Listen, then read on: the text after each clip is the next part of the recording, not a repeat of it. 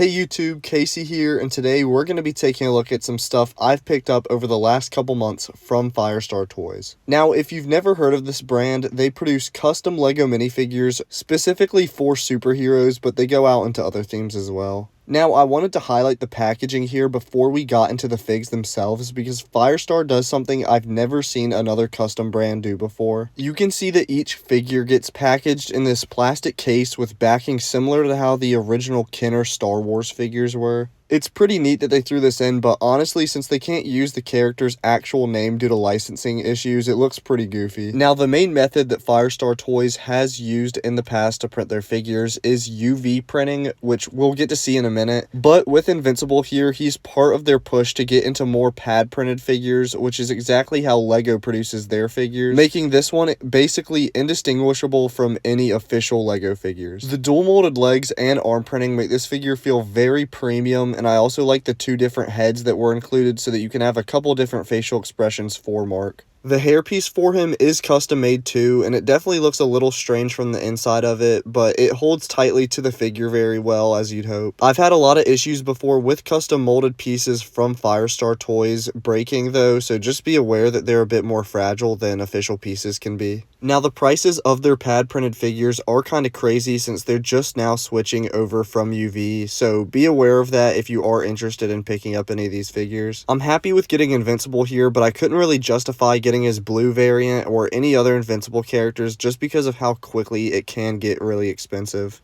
Now, one of the UV figures I picked up is Ben Reilly, the Scarlet Spider.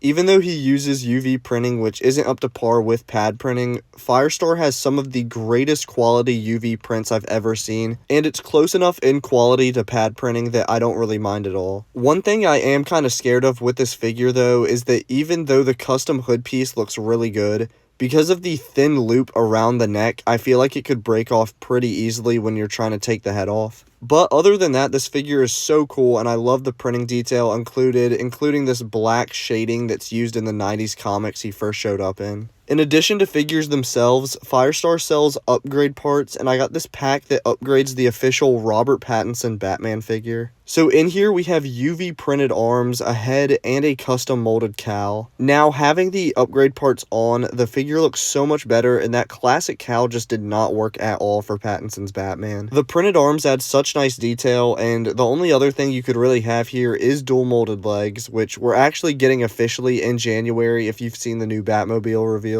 The head under the cowl also looks really nice, and I love the eyes with the black eyeshadow. The eyeshadow print just helps him look a lot better when he has the cowl piece on. Now, the next two figures I got were limited editions that only 300 were actually made, but luckily I got to pick up one pack before they sold out. They have this very different but very premium feeling packaging to go along with them, and these figures are pad printed just like the Invincible figure was. As you can see, we have both Anakin and Padme from Attack of the Clones, and I have wanted both of these outfits for them for so long. Especially Anakin, who has never had a good Episode 2 figure officially, in my opinion. This one has the accurate black leather parts of the robes that's missing from the official figure, and uses a custom hairpiece with the Padawan braid molded into it instead of it being printed on the torso. The Meadow Scene outfit here for Padme is an even better figure with the yellow dress making it pop, and this amazing custom hairpiece with ribbons in the back and all the other proper accessories molded into it. This hairpiece feels like it has much better durability compared to the other custom molds as well.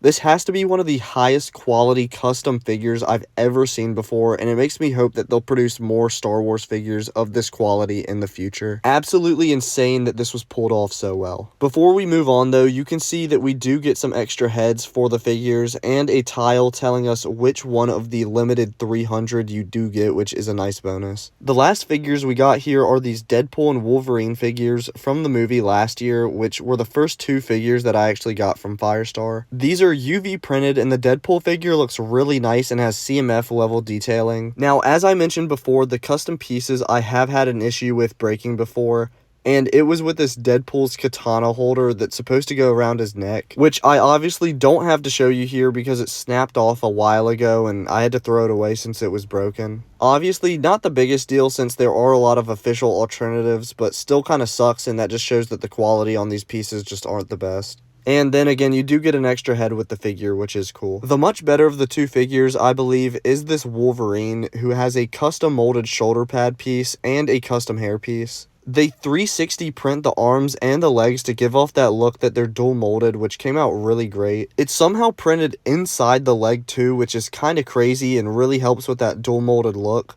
And I'm really happy that the yellow doesn't shine through it all and that the dark blue print is printed on there very thickly. We obviously don't want a Commander Fox pink torso issue here, so I'm really happy that they printed it so well. Only other things I've gotten from FireStar are some custom Mandalorian upgrade arms and these Leia head and hair pieces, which I don't really have too much more to say on, but they're all really great. But that's about it for this video though. FireStarToys is definitely a great store with a good variety of stuff as well. Wanted to mention here that I am in no way sponsored or affiliated with them and bought all these products on my own for full price. If you're like me and located in the US, just know that you're going to have to pay a lot for shipping from them because they are located in the UK, which really sucks and is stopping me from buying from them more frequently than I already do. Still an amazing brand though, and I recommend that you check them out. But with that all said, remember that Christ is King, and may the Force be with you.